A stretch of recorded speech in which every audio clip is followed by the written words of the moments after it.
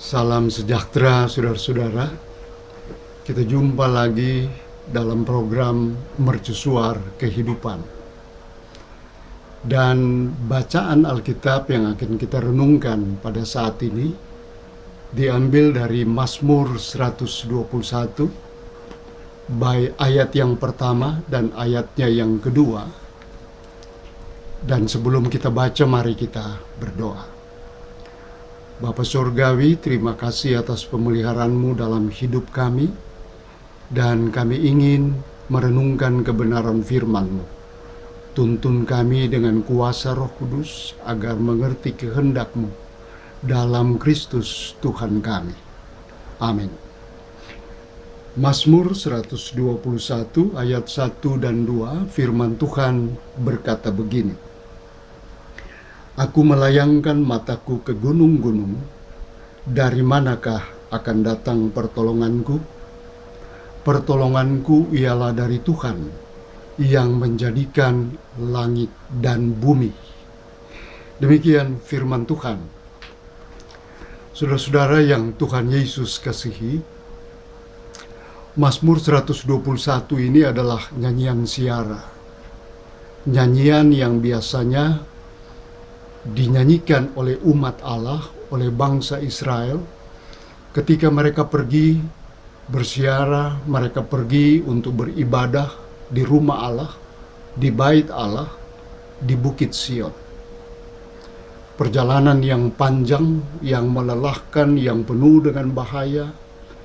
Namun ketika mereka berada di dalam rumah Allah, mereka merasa penuh dengan kedamaian. Dan itulah yang dialami oleh pemazmur. Dia merasa aman, dia merasa tentram, dia merasa hidupnya penuh dengan kedamaian. Karena apa? Karena dia sedang bersekutu dengan Allah-Nya. Ketika dia melihat di sekelilingnya, hatinya pun bertambah menjadi tenang. Karena dia tidak sendiri dalam rumah Allah, tapi dia ada bersama-sama dengan orang-orang yang lain yang juga datang dan beribadah kepada Allah. Namun demikian, saudara-saudara, suasana ini berubah. Berubah ketika pemazmur hendak pulang dan dia berdiri di pintu rumah Allah. Dia melayangkan matanya keluar dan dia melihat ada banyak gunung-gunung yang tinggi. Ada banyak bukit-bukit yang tinggi, ada lembah-lembah yang curam. Dan oleh karena itu dia bertanya, jika aku melayangkan mataku ke gunung-gunung, dari mana pertolonganku akan datang? Atau barangkali bisa dirubah dengan perkataan, jika aku melangkahkan kakiku keluar dari rumah Allah, dan kemudian aku kembali dalam kehidupan, dalam pergaulan nyata, dalam kerja sehari-hari, berjumpa dengan orang banyak, tentu akan ada banyak persoalan. Tentu akan ada banyak pergumulan, ada banyak kesulitan yang dihadapi. Sementara barangkali persoalan-persoalan yang lalu yang dialami oleh pemazmur, dia masih menjadi pergumulan yang belum terselesaikan. Namun demikian, saudara-saudara, pemazmur bertanya, kalau aku berada dalam situasi seperti itu, siapa yang akan menolong aku? Luar biasa bahwa pemazmur kemudian menjawab bahwa pertolonganku adalah dari Tuhan yang menjadikan langit dan bumi. Ini yang luar biasa. Dia bertanya tapi dia menjawab sendiri. Dan pertanyaan itu dan jawaban itu bukan jawaban asal-asalan. Jawaban itu bukan jawaban angan-angan. Tapi jawaban itu lahir dari satu pengalaman iman dalam pergaulan dengan Tuhan-Nya. Pemazmur pernah merasakan bagaimana Tuhan menolong dia. Bagaimana Tuhan menguatkan dia. Bagaimana Tuhan memampukan dia untuk melewati masa-masa sulit dalam hidupnya. Ketika dia ditinggal oleh sahabat, oleh orang-orang yang dekat dengan dia. ketika dia merasa kesepian karena tinggal sendiri, dan dia tahu ada Tuhan yang bersama dengan dia, menemani dia.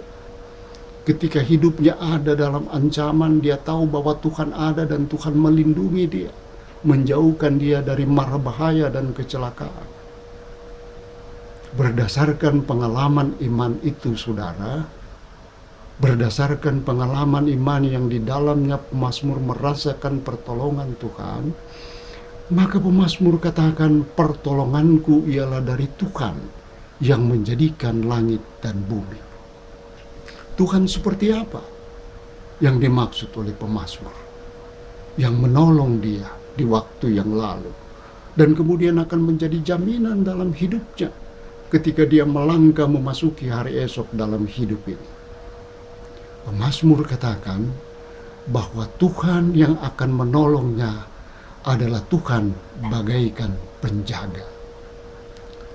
Kita tahu bahwa kalau kita tinggal di kompleks perumahan, ya, atau di kampung kita, ada penjaga, ada security, ada satpam, ada keamanan.